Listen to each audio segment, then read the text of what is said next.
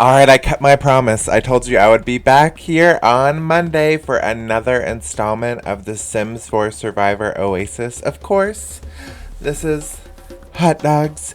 And we are heading into day 17, but it's actually still nighttime, so it's still technically night 16 here at the Sand Trap Tribe, and they have actually just gotten back from their tribal council. Now, the Green Tribe has stayed very unlucky, even though we had a full tribe swap last week. The bad luck has still just continued, and they actually just finished off voting Johnny off the island and sent him to Oasis, and now they're down to 4 members left. We see that Eliza has finished cooking up dinner for everyone and nicely placed it on the ground. And then we are cutting to Jenna woodworking. So since Jenna has joined the Green Tribe, she has done nothing but woodwork.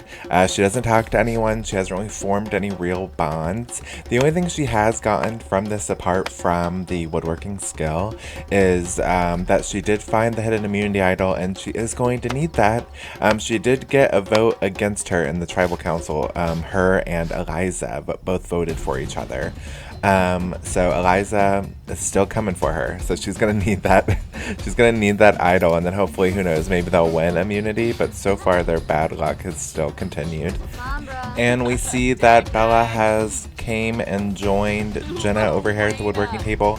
Now that Johnny is gone, the only original Green Tribe member left over here on the Green Tribe is Eliza. Everyone else is from the Red Tribe. So, of course, the two of them already naturally have a little bit of a connection since they've spent time together. They've spent 16 days together.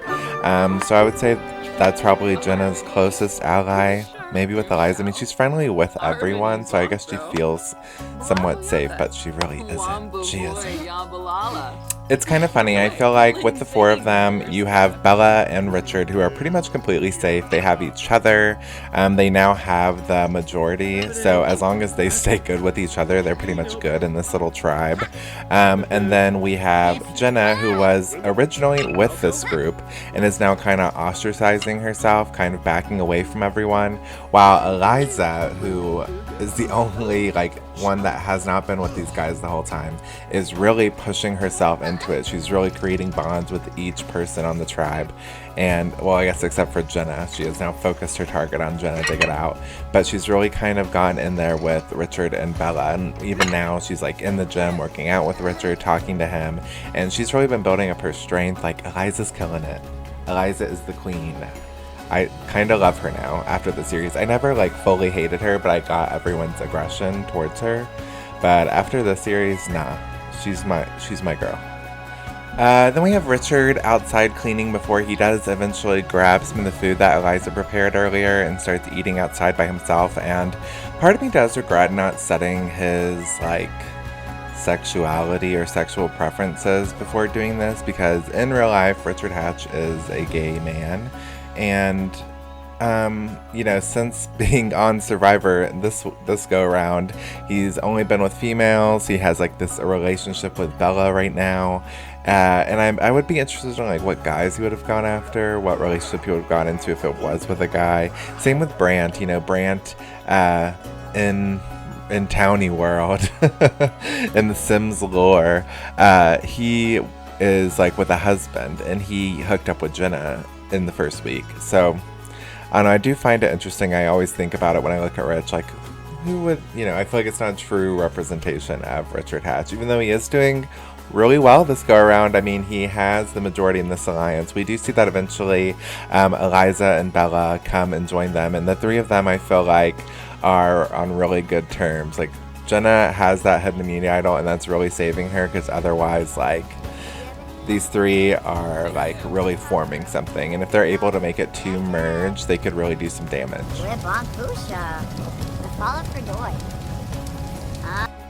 Alright, so I cut to lonely old Jenna. I was trying to see what she was up to, and it looks like she was getting ready for bed, which is I mean, totally normal. It's actually really late right now. It's about like 3, 4 a.m. or so. I thought she was getting ready and then she just strips down. It was so unexpected. And then she just gets in bed and self-woohoos before going to sleep. Everyone's kind of been doing that. If you saw in the last episode, everyone was keeping warm by self-woohooing. And maybe that's what Jenna's up to. I don't know if it's the winter bringing it out in everyone. But winter is coming here on Survivor Oasis, apparently. Darkness,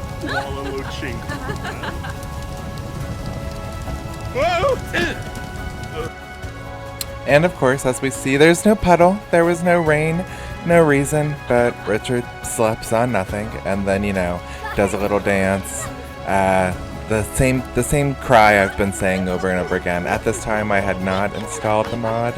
So we're just going to do a little fast forward through this usual routine that we have going on. Gotta love The Sims 4. It's just the best.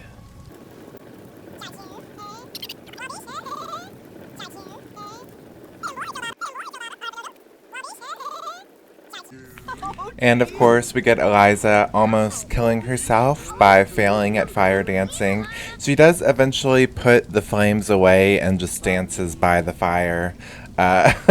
While Bella and Richard watch, and I'm just like sitting here watching them from above, almost ready to move on, and I'm just like thinking about how great of an alliance they are until Bella and Richard decide to ruin that.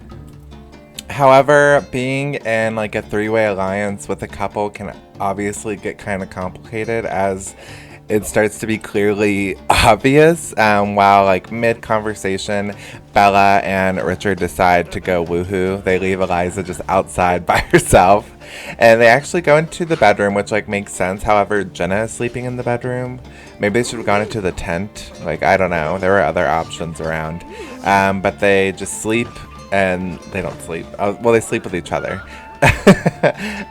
Right there next to sleeping Jenna. And surprisingly, Jenna doesn't actually wake up during it at all. She sleeps throughout the whole thing.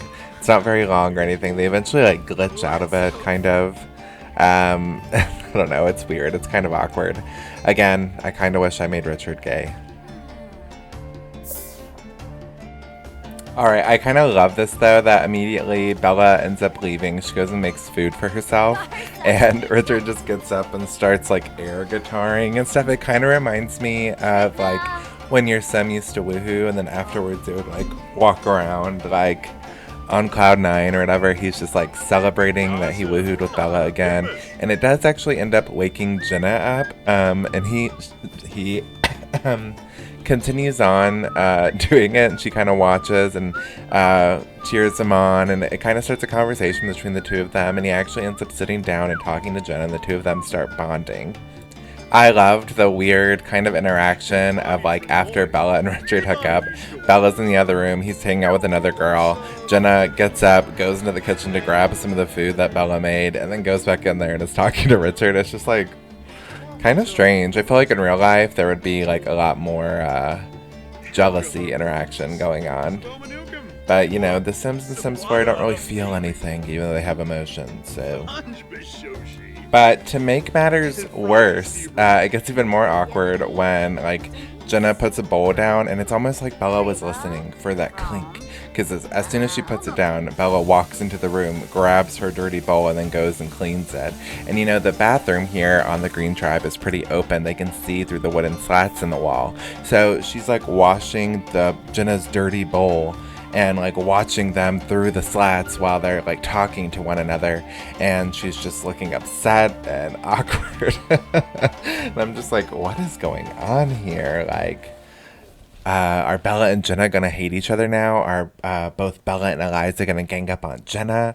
You know, Jenna is one lucky girl for having the idol, and she better keep it in her pocket.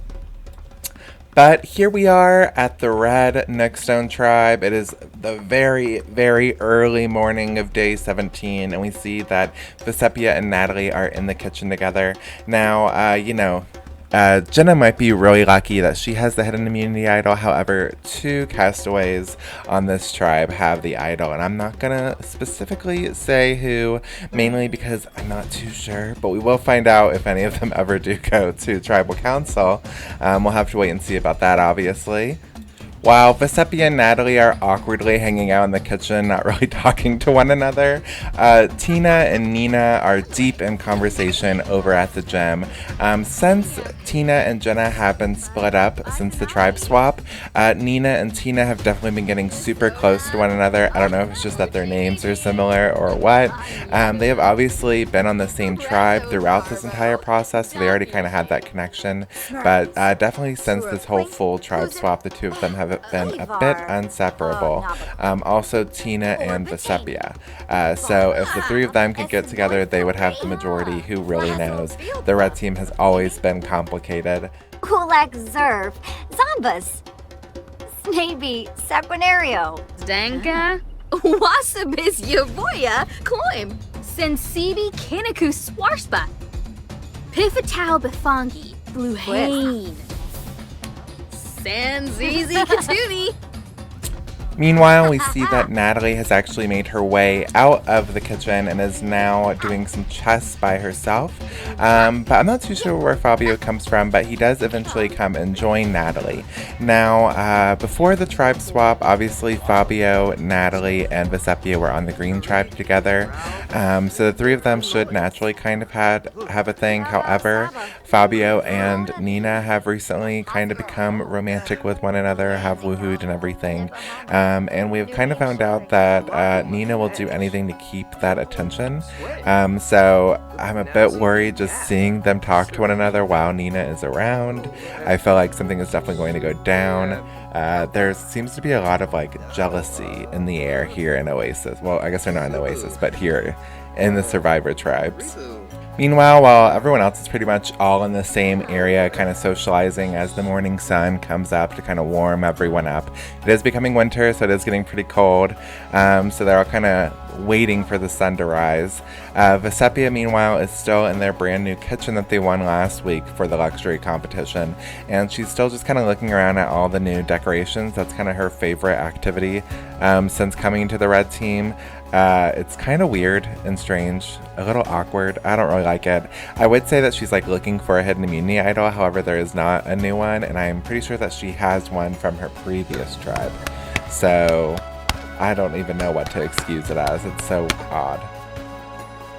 Eventually, Natalie does leave Fabio as he begins his morning workout at the punching bag, and she goes and gets herself something to drink in the kitchen and ends up kind of having the same sort of interaction she had in the beginning of this sort of segment with the 2 of them in the kitchen awkwardly. However, Vecepia isn't just distracted at all the objects, she is coherent in the conversation, actually begins to talk to her, and I mean, honestly, the 3 of them really should try to connect and keep their green tribe strong as they would have the majority.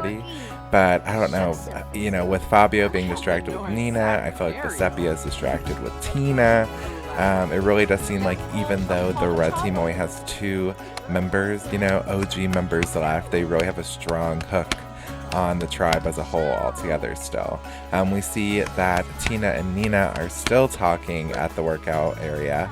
They've kind of like swapped positions. They're kind of coaching each other, mentoring each other, gossiping throughout each other's workouts. Meanwhile, Fabio is at the punching bag breaking a sweat. And also, Fabio is always sweaty. Like, I'm not sure like what mod that is. Maybe it's Wicked Whims or something. I don't know, but he is always sweaty. Which makes sense. It's very Survivor, but just know I didn't choose that. It's not like a accessory or makeup he has on. Maybe it is, but I'm not sure. No one else is sweaty. I mean, look at Nina and Tina. They're over here working out, not breaking a sweat. But Fabio is constantly sweaty. We see that Fabio has eventually finished his workout and has decided to clean. That's kind of what I end up doing. Like, I'll break a sweat at work or work out, and then when I come home, I want to like clean and do my dishes before I take a shower. So that kind of seems like that was his plan. He kind of picks up some of the trash. It's a useless job with how everything looks, regardless of how much you clean. And then he ends up meeting up with Natalie in the bathroom, and she kind of looks a little bit upset, and he seems to be cheering her up a bit. And I don't know if it's just because of the close quarters, but they are kind of right next to each other, and even though the conversation seems a bit boring, they still had such great chemistry before. And it's hard to think that just because Fabio has, you know, hooked up with Nina, that for real nothing is going to happen between Natalie and Fabio. Nothing happened when they were on the green team together. However, I don't know, in my head I'm like, surely something would happen. And I think Natalie also has that in mind. Once she kind of sees that Fabio is there to cheer her up and give her attention, she immediately changes her mood, is a lot more friendly with him, open to conversation more, isn't as bored now that she fully knows that she's getting his attention. And then once he ends up leaving, she decides, you know what, now's the best time, now that we're not in a stinky toilet, for me to hit on him. And he's like, what are you doing? Like, I'm here to cheer you on, I'm here to make you feel better, but not in that way. Like, let's focus on the tribe. And of course, you know, Nina did not miss a beat. She totally saw that from across the tribe, across the campsite, and has walked her little butt right over here to kind of stomp her way through. Mask still on her face, you know, morning routine not even complete. And she's already instantly throwing herself on to Fabio to try to, like, you know, make sure that he knows and Natalie knows that he's hers. But as you saw, Fabio rejects her as well, and it's just a bit pathetic. Like, these two girls are really just fighting for the attention of Fabio, literally throwing themselves at him, and he's having to reject both of them. Why he's really rejecting them, I don't really know. I guess to stop the fighting. I guess he doesn't want to pick one over the other. But it's definitely going to cause conflict regardless, I would think. Let me know, like, who do you ship more? Would you rather Fabio be with himself, with Nina, or with Natalie? Let me know down below, because last time that he fought with the two of them, he went and self-woohooed. So we gotta wait and see if that's what his solution is here. But obviously, the two girls have not given up on the fight. Nina is still kind of flirting and posing. Meanwhile, Natalie has gotten on the ground, do some sit-ups to show how buff she is. Natalie's going for the I'm a bro, we can bro it out technique. Meanwhile, Nina was going for the I'm the sexy, we can have sex technique, I guess. It isn't working. Nina ends up just talking to herself, giving herself attention, telling herself that she's great because she's not hearing that from Fabio. And Fabio kind of does the same for himself. He's cold, he warms himself up, he tells himself that he's hot, all the girls are throwing themselves at him, and he kind of basks in his ambiance. Is that even right? That didn't sound correct. Meanwhile, the old lady brigade has met in the kitchen. The two of them have met in their hangout area and are secretly talking before Fabio actually comes in and interrupts it. As soon as Fabio comes in, Tina runs out. They don't want to make sure that not everyone thinks they're together. Wow. I need to go back to video. Apparently, using the microphone's too hard for me in my words. Words are hard. Avla.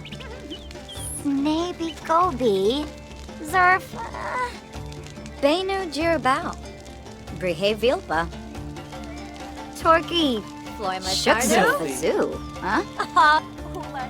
Alright, let me know what you guys think of me using both camera and microphone. Again, the microphone's just a little bit faster. My camera loves to freeze on me and I have to restart, which is always really fun. And then as we see, Nina is actually cooking the meal for everyone. The whole tribe is pretty much all together here at the campfire. They're all enjoying a meal together, I guess breakfast together as the sun rises. And it's actually pretty good that Nina's practicing her cooking because that does involve today's luxury competition, which we are going to head into now. Shamayama. Snaby?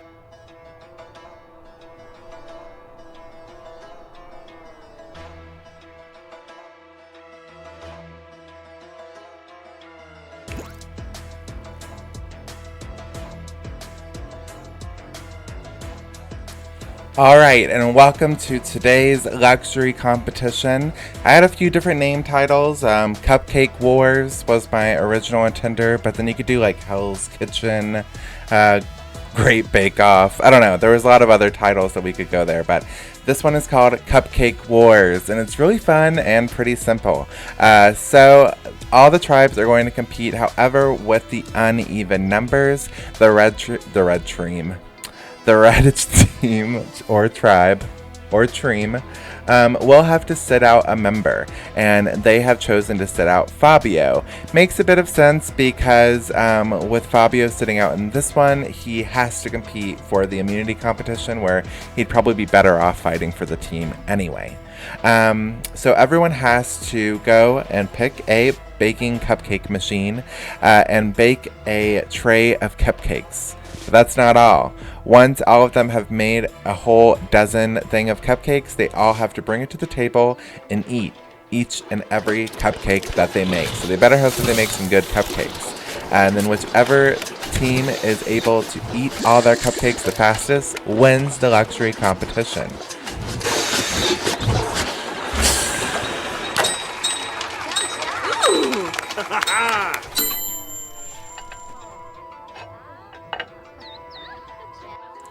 Alright, so now the easy fun part is over. Now it's time for everyone to take their cupcakes and dig in. So thankfully, none of the cupcakes are bad. When it comes to the green team, they all made vanilla cupcakes. However, it seems that some of the Sims on the red team actually had a bit more cooking skills. So they were able to make, I think, a matcha flavored cupcake and something else, or maybe they're both matcha, I'm not sure. But they at least have some additional flavors going on the red team. I think like in total there has to be almost 100 cupcakes sitting on the table that they all have to eat. So all of them have to eat about 25 theoretically. Now, of course, I did speed this process up a little bit. As you can see, all of them are already starting on their second cupcake, and surprisingly, like, none of them really took any of this that horribly. They all kind of just will shovel food down their throats. I wish that like maybe Sims could die from overeating or they visibly got fat. As far as I could tell, none of them visibly got fat. None of them really complained about having to, you know, force food down their throats.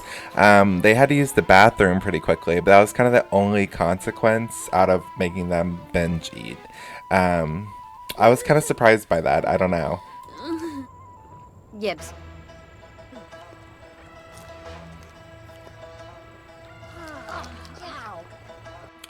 I personally think I would do pretty well in this competition. How well do you guys think you would do? How many cupcakes do you think you could eat? Write down in the comments below. I think I could eat quite a few. I don't know if you can tell by like my chubby cheeks or how full these buns are, but binge eating is a favorite hobby of mine. It's a great downtime when I'm feeling down. So I think I could easily do this. But I don't really like icing that much. If there's like a ton of icing, that would kind of suck. But cake, I'm all about that cake. And as the sun does begin to set here on day 17, it is getting pretty chilly as we are in winter. So the wind chill is going to affect some of these tribe mates. Potentially, you know, if they do freeze, they will be out of the competition like we saw in a few of our previous ones. But however, I never really said what the tribes are going to win. The prize is that Winterfest is coming up. So whichever tribe wins will get a great Winterfest party.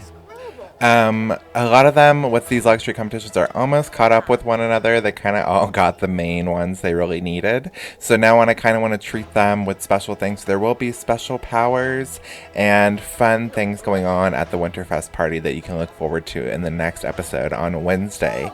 Meanwhile, as we see, both tribes are kind of keeping a good pace with one another. No one's really in the lead. They're all kind of eating cupcakes consistently like robots. Almost like NPC video game characters. It's weird. So they're keeping a pretty good pace with one another. And I'm not too sure if Tina has soiled herself or if she's gassy or just stinks. I don't know, but the cupcakes don't seem to be setting that well for her. And I feel bad for Vesepi. I can't tell if she's just having a hard time eating the cupcakes, they're gross to her, or if it's just hard to eat next to stinky Tina. Either way, even though they are keeping a steady pace, the red team is slowly falling apart. and we see that both Tina and Nina have given up on the competition. Whether they finished eating however many cupcakes they decide they're going to eat, or they just can't eat anymore, they have stood up and they are not doing it anymore. That kind of rhymed. Meanwhile, on the green team, Bella has gotten sick and decided to stop eating, and she is done now with the competition. And Eliza has frozen and is having to be forced out of the competition to go back to camp to warm up. And then we are left to both Rich and Jenna on the green team and Vesepia and Natalie on the red team. However, the green team finishes their cupcakes first and are the winners of this luxury competition. They beat the cupcake war. And they will be having a Winterfest party on Wednesday's episode before they compete for immunity. And it's actually going to come in handy because at Winterfest you get gifts. Some gifts might be bad, some might be good. You'll have to wait and see what each castaway gets. Yeah, I'm glad I'm caught up, and it's hard because the series is pretty long. This week normally based on my last series that I've made would be the last week, and I can definitely feel it. Like, this feels like I'm like finishing up, especially since I finished up the gameplay footage and filming the whole series. I'm like, God, how much longer have we got left? It just feels so long, but I'm still really loving the series. I hope you guys are too, and I can't wait because this week gets super exciting. Obviously, on Wednesday's episode, we're going to battle for immunity, and we're also going to have a fun Winterfest party. However, in Friday's episode, we figure out the last member to join Oasis, and also in Friday's episode, Oasis battles, and we have one person coming back in the competition. So it all comes down to this week. It's going to be really juicy, and I can't wait to share these videos with you and hear from you guys. Make sure to leave comments down below, like, subscribe, hit the bell, follow me on Twitter for updates, and yeah, I'll see you on Wednesday. Bye.